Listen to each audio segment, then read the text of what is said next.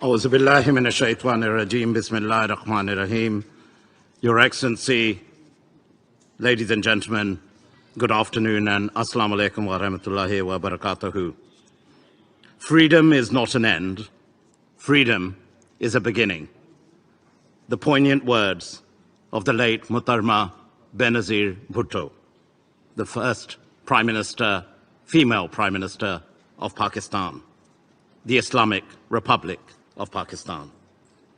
So therefore, let me thank you, Foreign Minister, for convening this meeting, and together with yourself, thank the Organization of Islamic Cooperation for all you do in promoting peace, harmony, and human rights, and in convening this important meeting at this most important time, the day we mark and celebrate International Women's Day.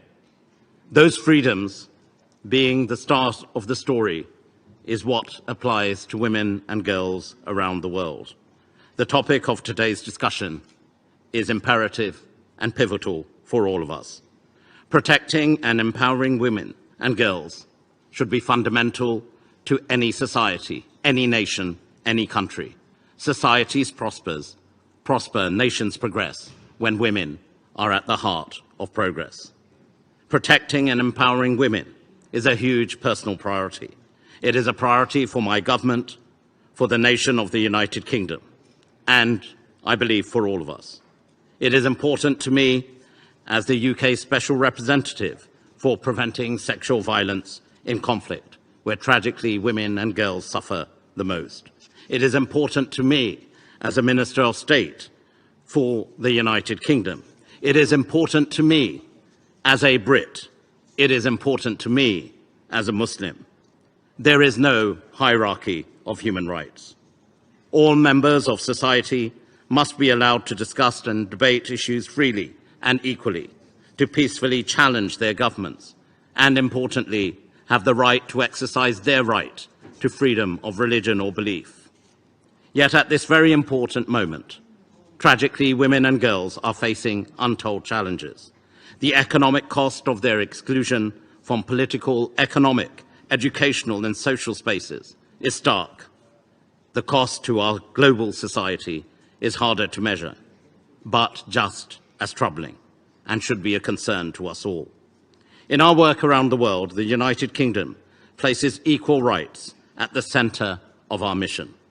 And that is why today my dear friend, the Foreign Secretary of the United Kingdom, James Cleverly, has launched our International Women and Girls Strategy, which showcases how we will put women and girls at the heart of everything we do, using every lever, Your Excellency, at our disposal to ensure women and girls have their voice heard, listened to, have their choices, have agency over their future. It's their future, it's their lives. Turning, if I may, to Afghanistan specifically, the situation there is of particular concern.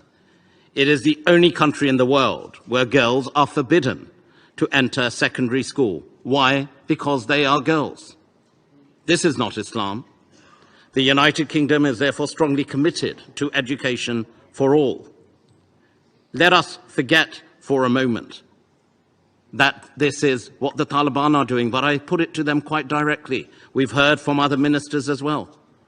What was the first revelation of the Holy Quran, the book for Muslims? It was Iqra.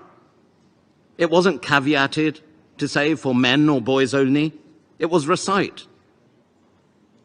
The predetermination of education, the pathway to education.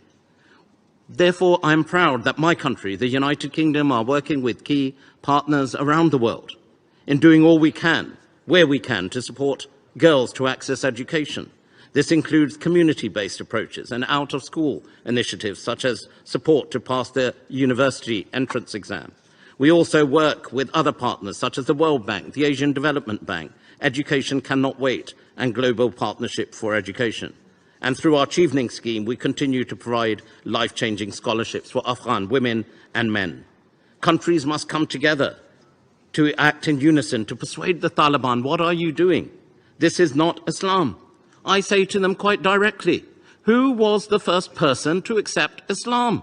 It was a woman, Hazrat Khatija Raziyallahu anha.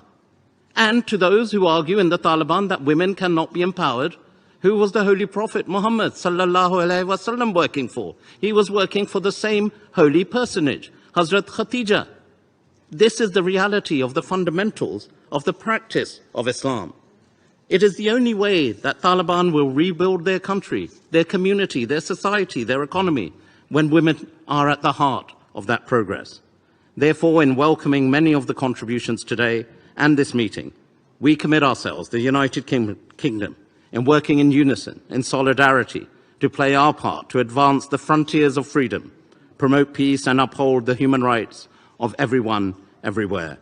Your Excellency, I end with another quote, which is, I have always maintained that no nation can ever be worthy of its existence if it cannot take its women along with its men.